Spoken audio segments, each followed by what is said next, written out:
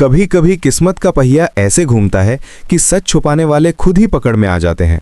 और आज वही होने वाला है, क्योंकि इस बार खेल नहीं बदलेगी मीरा, इस बार खेल बदलेगा सच।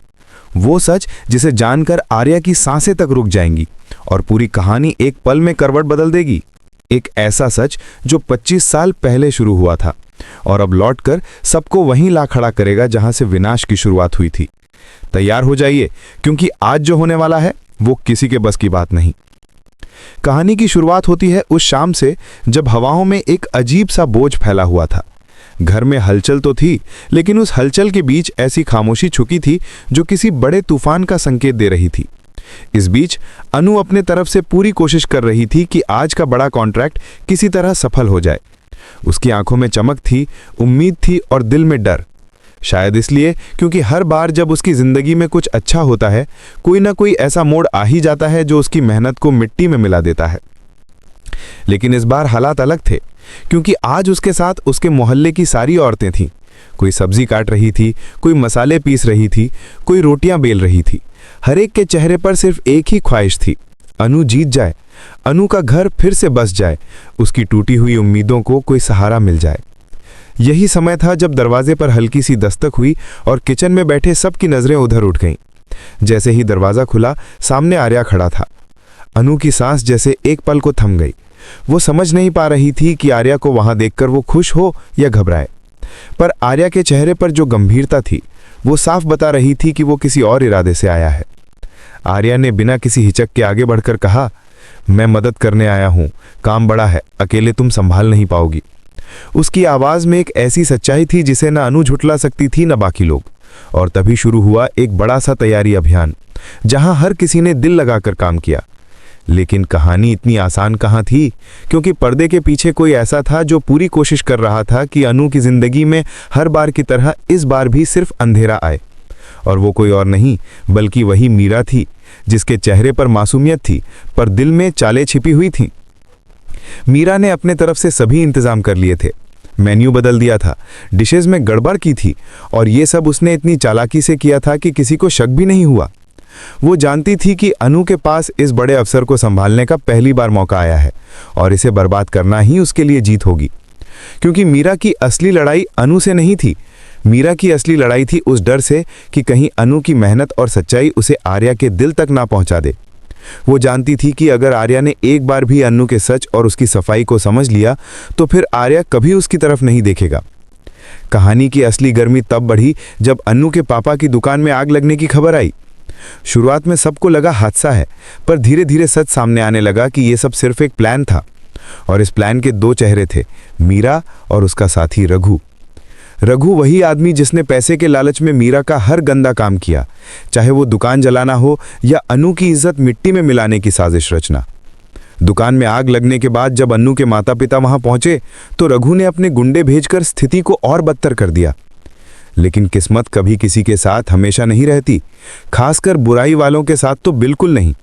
और इसी दौरान कहानी में एक ऐसा मोड़ आता है जहां पुष्पा जी, जो हमेशा अनु के साथ खड़ी रही हैं, उन गुंडों की जमकर धुलाई करती हैं।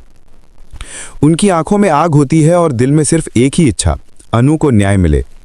उधर पार्टी में अनु की इज्जत तार तार की जा रही थी। मेन्यू की गड़बड़ियों का दोष सीधे अनु पर डाला जा रहा था।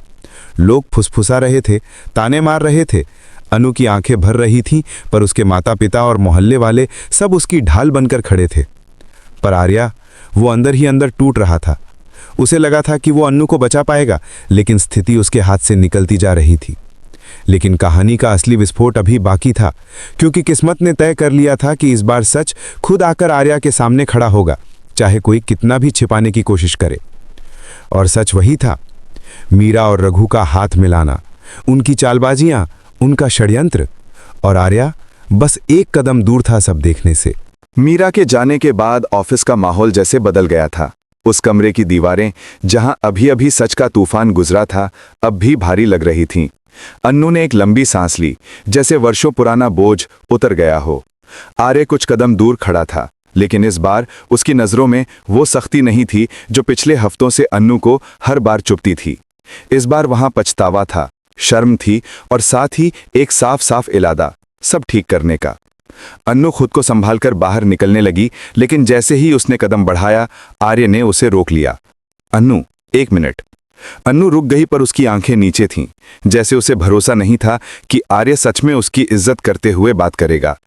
आर्य ने धीमी आवाज में कहा, मैं जानता हूं, माफी मांगने का कोई हक नहीं बचा मेरा, लेकिन जो हुआ वो मेरी गलती थी। मैं अन्नू ने पहली बार बीच में रोकते हुए कहा, अब माफी से क्या बदल जाएगा सर? जो बीत गया वो वापस नहीं आएगा। उसकी आवाज टूटी हुई थी, लेकिन उसमें सच की ताकत भी थी। आर्य ने खुद को संभालते हुए कहा, तुम ठीक कहती हो, पर मैं कम से कम इतना तो कर सकता हूं कि आगे तुम्हारे साथ कभी नाइंसाफी ना हो। अन्नू ने उसकी ओर देखा, और अगर फिर किसी मीरा जैसा इंसान आया तो? आर्य ने जवाब दिया, अब मैं आंख बंद करके किसी पर भरोसा नहीं करूंगा। ये मेरी जिंदगी की सबसे बड़ी भूल थी। उनके बीच एक अजीब खामोशी छा गई, न चुभने वाली, न दर्द देने वाली, बल्कि साफ करने वाली, जैसे बरसों पुराने धुंधले शीशे से धूल हटाई हो। तभी रघु अंदर आया, घबराया हुआ, चेहरे पर पछतावे का नकली मुखौटा और आवाज में मजबूरी का हल्का रंग। सर, मैंने कुछ नहीं किया, मीरा ने मजबूर। आर्य ने हाथ उठाकर उसे रोक दिया। बस एक शब्द भी नहीं। रघु जैसे पत्थर सा जम गया। आर्य की आवाज में वो ठंडक थी जो सिर्फ तब आती है जब इंसान पूरा सच जान चुका हो। मीरा की वजह से तुमने जो कुछ किया वो कानून के खिलाफ है, और मैंने पूरी रिकॉर्डिंग सुनी है। रघु की सांसें तेज हो गईं। लेकिन सर, बाहर निकलिए रघु, अभी के अभी, और एचआर से बात करके अपनी क्लियरेंस ले लीजिए। अगर आपने जरा भी ड्रामा किया तो मैं पुलिस को बुलाने में 1 सेकंड नहीं लगाऊंगा। रघु का चेहरा उतर गया। उसके पास कोई और रास्ता नहीं था। वो झुके सिर के साथ बाहर चला गया, धीरे, जैसे उसके कदम भी शर्म से भरे हों। ऑफिस में सब लोग ये नज़ारा देख रहे थे, लेकिन किसी ने कुछ नहीं कहा। सभी जानते थे, जिस अन्नू को इतनी बार झूठे इल्जामों की आग में घसीटा गया था, आज पहली बार उसे इंसाफ मिला था। अन्नू की नई शुरुआत।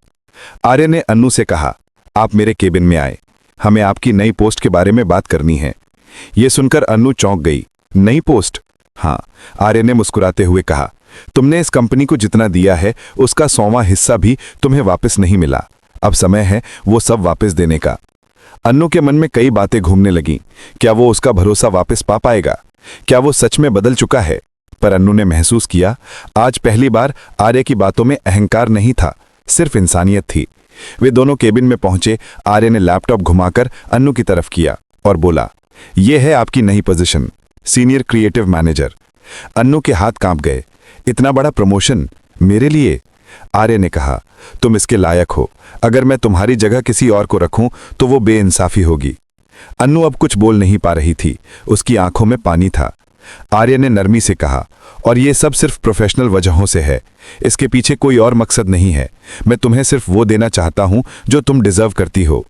अन्नू ने आंसू पोंछते हुए कहा, ठीक है सर, मैं कोशिश करूंगी आपकी उम्मीदों पर खरा उतरने की। आर्य ने हल्की मुस्कान दी। अब से तुम सिर्फ मेरे हिसाब से नहीं चलोगी, तुम्हारा हर फैसला महत्व रखेगा। कंपनी को तुम्हारी जरूरत है अन्नू। उधर मीरा बाहर फुटपाथ पर खड़ी थी, उसकी आंखें गुस्से से लाल, मन बदले की आग से भरा हुआ था। आर्य, तुमने मुझसे ये कैसे किया? अन्नू, तुम बच कैसे गई? उसने अपने फोन को कसकर पकड़ा। ये कहानी अभी खत्म नहीं हुई है, अब असली गेम शुरू होगा। उसकी मुस्कान डरावनी थी। मीरा फुटपाथ पर खड़ी हुई थी, लेकिन उसके भीतर चल रही आग बाहर से कहीं ज्यादा भड़क उठी थी। उसकी उंगलियां मोबाइल को ऐसे दबा रही थीं जैसे वो अन्नू की गर्दन हो। उसके चेहरे पर गुस्से और पागलपन का मिला जुला साया था, एक ऐसा खतरनाक साया जो इशारा कर रहा था कि तूफान अभी खत्म नहीं हुआ, बल्कि शुरू होने वाला है।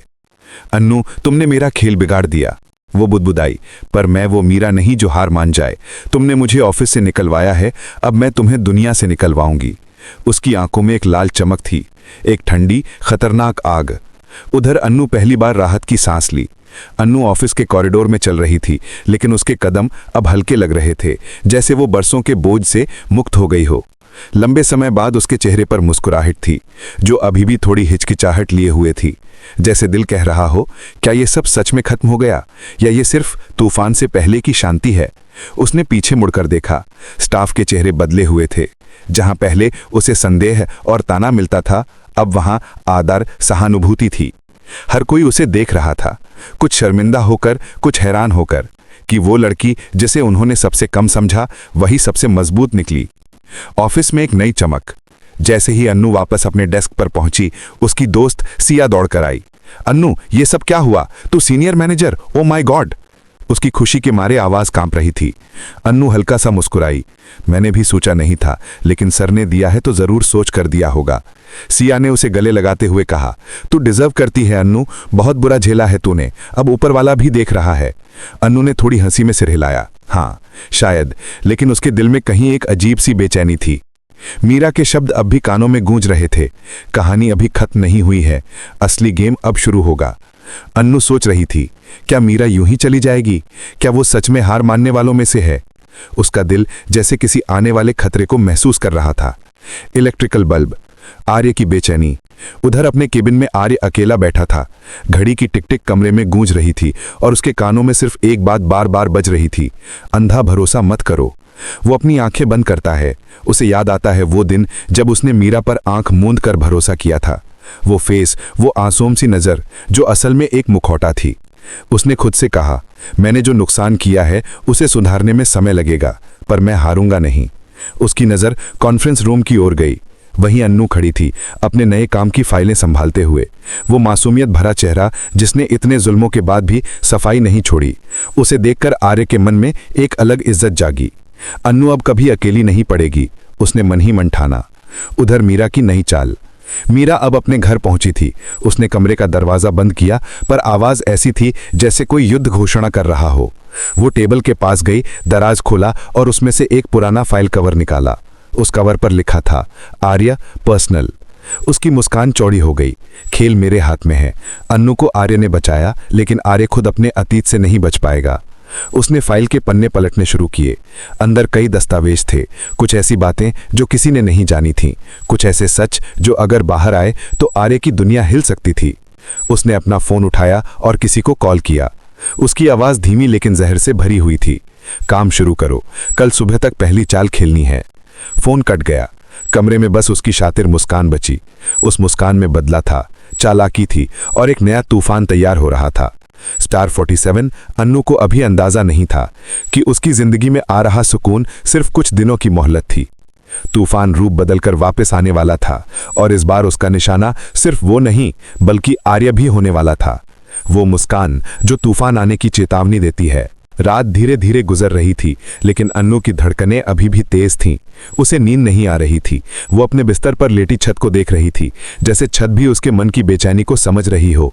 कभी कभी किसी तूफान का एहसास उससे पहले ही हो जाता है, जब वो सामने आने से पहले आपकी रूह को छू कर जाता है, और अन्नू के साथ यही हो रहा था। उसने करवट बदली और अपने बैग में से छोटे से नोटपैड को निकाला। वो पुराने दिनों में नोट्स लिखती थी कि किस दिन क्या अच्छा हुआ, किस दिन क्या बुरा हुआ, लेकिन आज वो सिर्फ एक ही लाइन लिख पाई, क्या मीरा वापस आएगी? उसने पेन एक तरफ रख दिया, पर सवाल उसके हाथ में नहीं बल्कि उसकी सांसों में अटक गया। उधर आर्य का बेचैन मन। आर्य भी अपने घर में सो नहीं पा रहा था। वो अपने कमरे में बार बार टहल रहा था, जैसे उसका मन उसे चैन से बैठने ही नहीं दे रहा। उसे मीरा के चेहरे की वो आखिरी नजर याद आ रही थी, वो नफरत भरी नजर, वो नजर जिसमें एक वादा छुपा था, एक बदला छुपा था। आर्य ने खुद से कहा, मीरा शांत नहीं बैठेगी, मुझे अन्नू और उसके परिवार की रक्षा करनी ही होगी, चाहे कुछ भी हो जाए। लेकिन उसी समय उसका फोन बज उठा, एक अनजान नंबर। आर्य ने फोन उठाया। हेलो। कुछ सेकंड खामोशी रही, फिर एक धीमी खुरदुरी आवाज आई, अतीत लौट रहा है आर्य, और इस बार वो तुम्हें निगल लेगा। फोन कट गया। आर्य के हाथ की नसें तन गई। उसने फोन को कसकर पकड़ा और दांत भींच लिए। ये मीरा का खेल है और मैं इसका अंत करूंगा। सुबह का पहला झटका। अगली सुबह ऑफिस में हलचल थी। लोग इधर उधर फुसफुसा रहे थे। माहौल तनाव से भरा हुआ लग रहा था। अन्नू जैसे ही ऑफिस पहुंची, सिया दौड़कर आई। अन्नू, आज कुछ गड़बड़ है। सब लोग एक ही बात कर रहे हैं। लगता है कोई बड़ी खबर खुलने वाली है। अन्नू घबरा गई। क्या? किस बारे में? सिया ने धीरे से कहा, कह रहे हैं कि कंपनी के मालिक आर्य के खिलाफ कोई पुरानी फाइल बाहर आने वाली है, कुछ बड़ा राज। अन्नू का दिल जोर से धड़का। नहीं, ये वही कर रही है, उसने मन ही मन सोचा। वह तेज कदमों से आर्य के केबिन की तरफ चली, लेकिन जैसे ही वह दरवाजे के पास पहुंची, अंदर से आवाजें आ रही थीं, सीनियर बोर्ड मेंबर्स की आवाजें। आर्य, अगर ये सच है तो हमें कानूनी कार्रवाई करनी होगी। कंपनी की इमेज दांव पर है, हमें तुरंत स्टेप लेना होगा। अन्नू का दिल डूब गया। मीरा का पहला वार, उसी समय पत्रकारों का एक ग्रुप बाहर ऑफिस के गेट पर खड़ा हो गया। कैमरे, माइक, सवालों की बौछार। क्या आर्य ने सच में अपने अतीत को छुपाया? क्या कंपनी कानून तोड़कर प्रोजेक्ट्स लेती रही? क्या किसी ने अंदर से ये फाइल लीक की है? और तभी ऑनलाइन न्यूज़ पोर्टल पर एक ब्रेकिंग न्यूज़ फ्लैश हुई। आर्य का छुपा अतीत, बड़ी धोखाधड़ी का खुलासा। अन्नू का दिल रुक गया। ये उसी फाइल की कॉपी थी जिसे मीरा रात में पलट रही थी। उसने स्क्रीन पर नीचे स्क्रॉल किया।